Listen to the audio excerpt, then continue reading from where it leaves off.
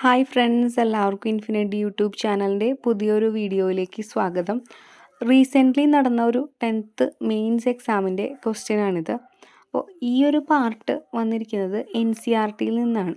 അപ്പോൾ നമ്മൾ PSC പഠിക്കുന്ന വിദ്യാർത്ഥികളാണെങ്കിൽ തീർച്ചയായിട്ടും ഒരു 10th ലെവൽ തുടങ്ങി ഡിഗ്രി ലെവൽ വരെയുള്ള എക്സാമിന് പ്രിപ്പയർ ചെയ്യുമ്പോൾ SCERT പഠിക്കുന്നത് പോലെ തന്നെ ഇമ്പോർട്ടൻസ് കൊടുത്തിട്ട് NCERTയിലെ ഫാക്ട്സ് കൂടി നോക്കുന്നത് നമ്മുടെ റാങ്ക് ഇംപ്രൂവ് ചെയ്യുന്നതിന് വളരെയധികം ഹെൽപ്ഫുള്ളായിരിക്കും.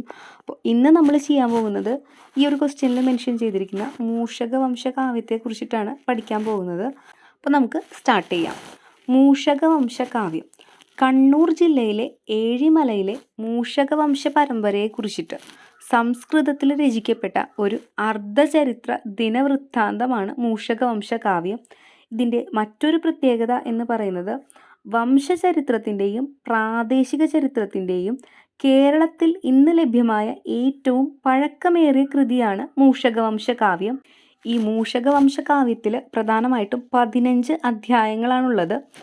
മൂഷകവംശ സ്ഥാപക ഭരണാധികാരിയായ രാമഗഢ മൂഷകൻ മുതൽ അവസാനത്തെ ഭരണാധികാരിയായ ശ്രീകണ്ഠൻ വരെയുള്ളവരുടെ ചരിത്രമാണ് ഇതിൽ പ്രതിപാദിക്കുന്നത്. അവസാനത്തെ മൂഷക രാജാവായ ശ്രീകണ്ഠൻ്റെ കൊട്ടാരം കവിയായ അതുലനാണ് CE 11-ാം നൂറ്റാണ്ടിൽ ഈ ഒരു മൂഷകവംശ കാവ്യം രചിച്ചത്. ഇന്ത്യയിലെ തന്നെ ഏറ്റവും ആദ്യത്തെ ചരിത്രപരമായ ദിനവൃത്താന്തം എന്ന് പറയുന്നത് കൽഹണൻ്റെ രാജതരംഗിണിയാണ്. ഈ കൽഹണൻ്റെ രാജതരംഗിണിക്കും 1 നൂറ്റാണ്ട് മുൻപാണ് മൂഷകവംശ കാവ്യം രചിക്കപ്പെട്ടിരിക്കുന്നത്. അപ്പോൾ ഇത്രയും ഡീറ്റെയിൽസാണ് ഷെയർ ചെയ്യാനായിട്ട് ആഗ്രഹിച്ചത്. വീഡിയോ ഇഷ്ടമായിട്ടുണ്ടെങ്കിൽ തീർച്ചയായിട്ടും ഇൻഫിനിറ്റി എന്ന് പറയുന്ന യൂട്യൂബ് ചാനൽ ലൈക്ക് ചെയ്യുക, ഷെയർ ചെയ്യുക, സബ്സ്ക്രൈബ് ചെയ്യുക. താങ്ക്